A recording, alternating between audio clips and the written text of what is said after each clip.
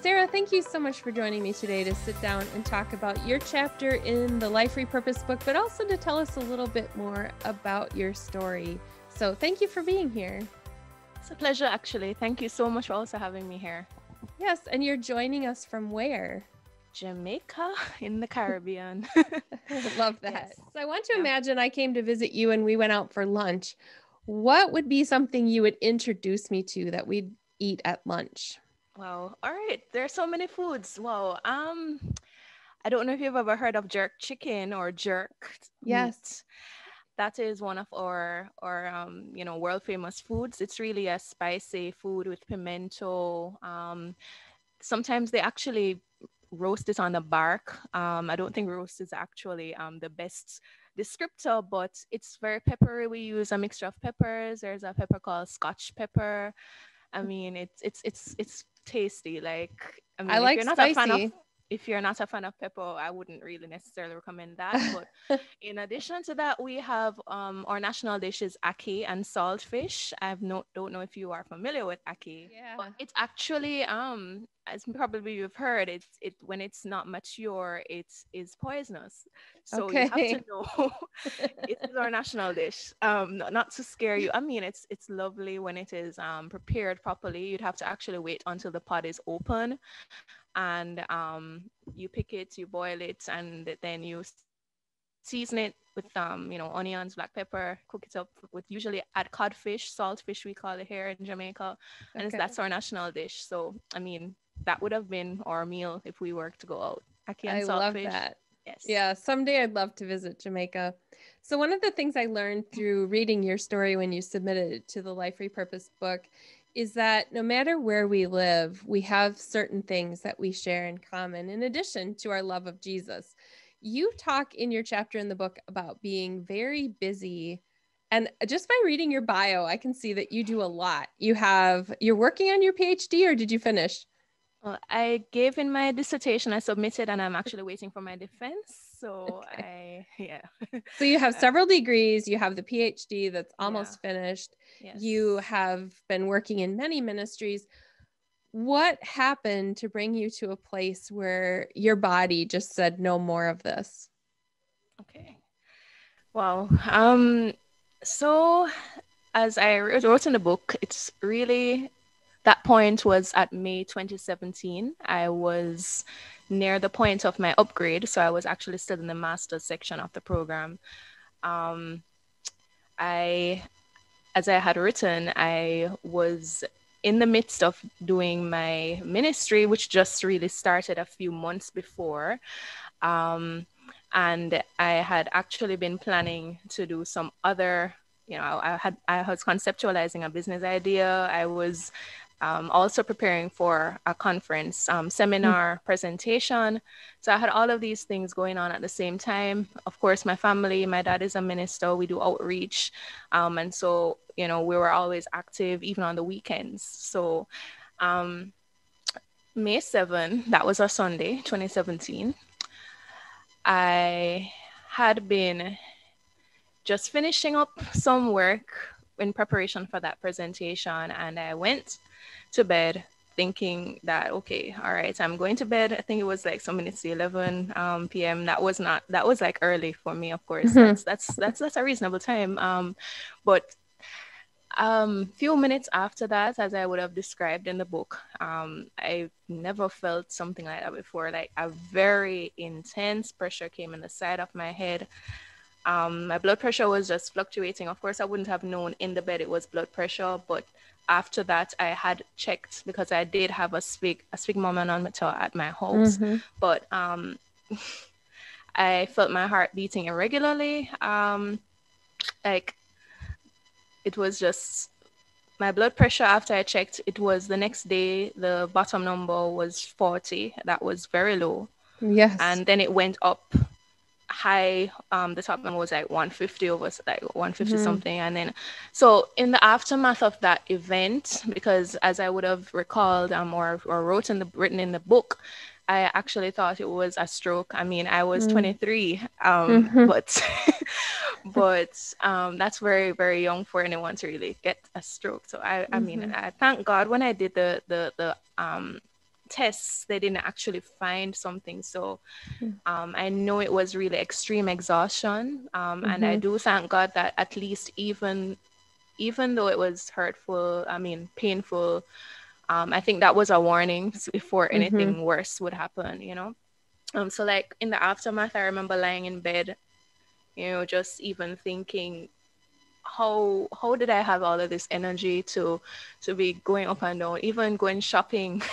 I was thinking back on those things and thinking that, will I be able to do this again? Um, you know, physically, I would be trying to, seeing what I could do, and I'd be sitting up talking to my parents.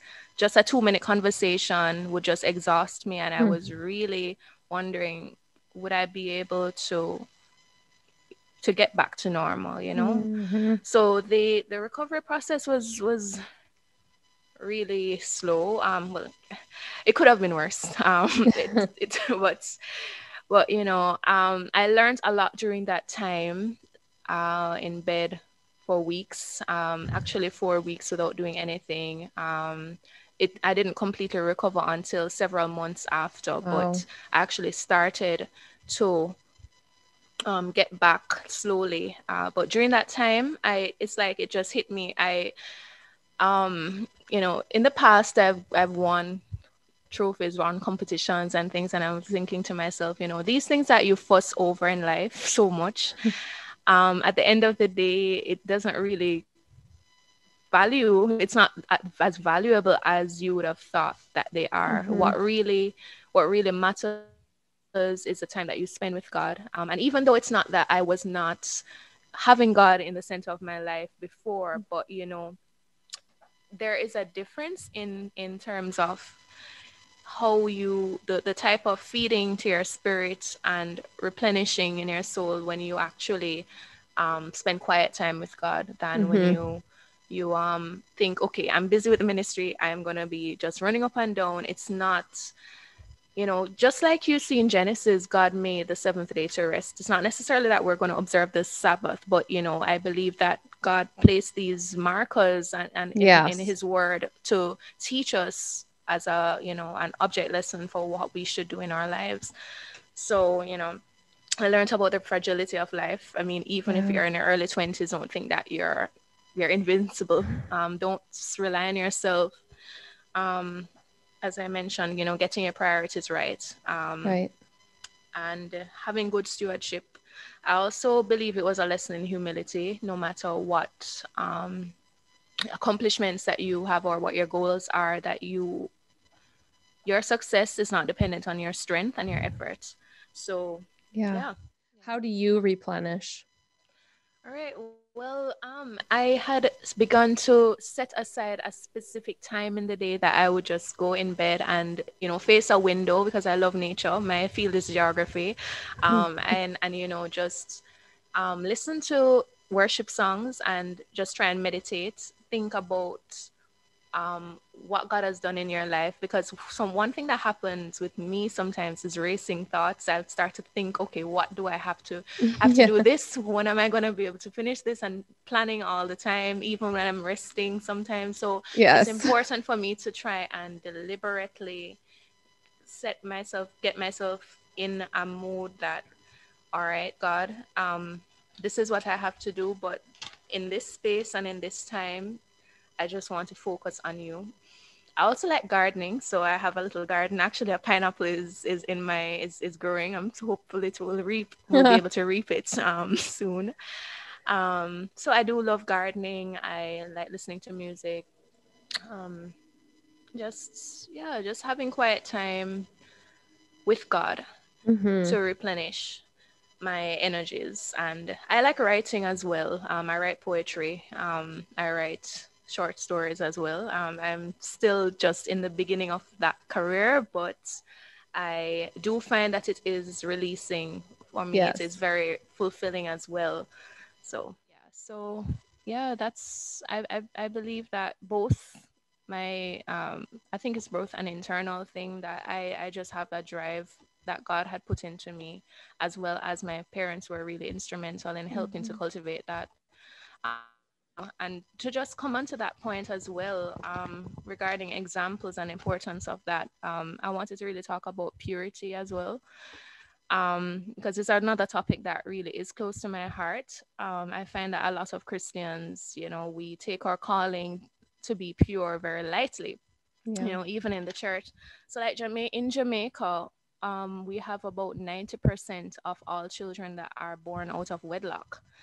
Most children are not born in a stable home with married parents, and we actually have the third highest teen pregnancy rate in the Caribbean. So that is actually a problem. And you find a lot of unattached youth, even those in the church, especially when they go off to college or university, they get themselves in trouble, they get pregnant and things like that. So I've actually seen many of my friends, unfortunately, end up being single moms. And I've seen the hurt. And so it's something that, I've had to make a personal decision to say, no, I'm gonna try and be a different person. It was also helpful. My mom had been very instrumental because she opened up to me from early, telling me, how she kept her virginity, she kept herself pure until marriage. And I also find that it's very important to own that for yourself. So Yes.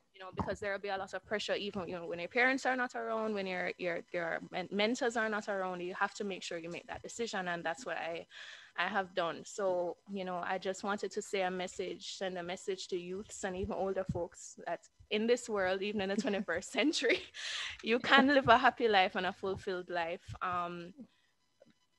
without indulging in sexual immorality. Because I am actually 27.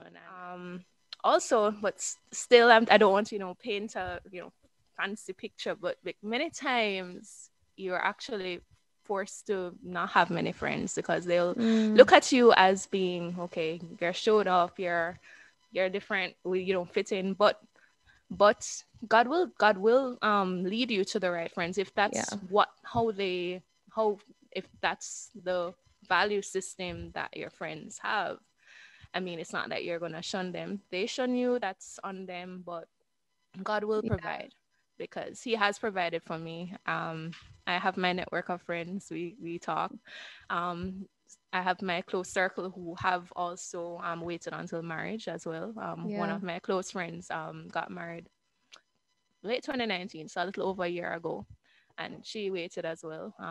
So it's good to choose your friends wisely, choose your support system, and just keep close to God and know that this is for God. This is not for pleasing man. This is also for my own good, because his word is for my own good, his commands. I have a few brochures on different topics on Bible evidences. So one is giving evidences as to how do we know that God exists. Many people actually legitimately have that problem, especially because of our educational system, which is so secular. Many children are groomed from early to doubt, but questions that are genuine are healthy, and we need to have answers to them. So that's why I decided, okay, having classmates that ask me these questions, and I've tried to do research on my own. I compiled them in some brochures. So one is dealing with that. Another one is looking at how can we trust the Bible? How do we know the Bible is true? And that one, I looked at some interesting things that, are written in the Bible, like that are scientific foreknowledge, things that scientists at that time would have never known about. For example, that life is in the blood in Leviticus. Even as recently as 1799 with George Washington, I've read that his doctors actually bled him to death because they thought he had bad blood when he had pneumonia. But modern science caught up with what was written in the Bible, like in the 1800s, to actually realize that yes, the life of the person is in the blood. You cannot just go and bleed someone to take out their Mm-hmm. bad blood. You're actually killing them. There are many others. There are springs in the oceans. That was not, that was written in Job. That was not discovered until the 1970s. So all of that information, the websites, the articles, that scientific journal articles are actually cited at the bottom of those brochures that you can actually look. So that is one. Also, there's another tract called God Cares for You, which is really dealing with the topic of why God allows suffering. Mm. To actually look at, similar to our prayer program here, Michelle, about life repurposed, how God can Mm-hmm. use suffering to for his glory and to actually cultivate something even greater for Yeah. you.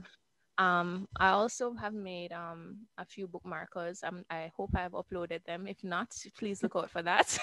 So I have two bookmarkers that are really just encouragements. Three keys to success: trust God, remain focused, aim for your best.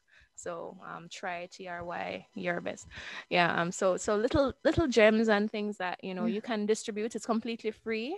So I think Michelle is gonna put the website there. So feel free Yes, I'm to going to visit. link in the show notes to that so people can get that. There's also, And just to that's add, my YouTube channel, Chosen to Glow Ministries. If you just type Chosen to Glow Ministries on YouTube, you'll find we have videos. Can feel free to download and redistribute if you need, or are interested. yes. Thank you so much. I love your message. I love it that you're in the book. Thank you for submitting your story to Life Repurposed. Is there anything that you'd like to leave with our listeners before we close? Right. Well, I mean, I would just encourage everyone to, you know, no matter what you're going through right now, that God has a purpose even in your suffering. I know that it Mm, might sound cliche, you might have mhm. heard people say, but it's something that I have lived through. I have personally experienced God's work. Um, so just like to encourage you to just hold on, to persevere, especially, also if you're a youth, to it's never too late, even if you have strayed or done anything that Mhm. you think God is angry with you. God is waiting with open arms, and Yeah. the best life is in God. And so I just encourage you, wherever you are, that now is the best time to come to God. You're never Don't wait until you're old, because life is not guaranteed. That's right. Exactly. Yes. So Yeah. thank Thank you you for so much. having me. Yeah, you're welcome. Thank you for being here. It's great to be able to connect.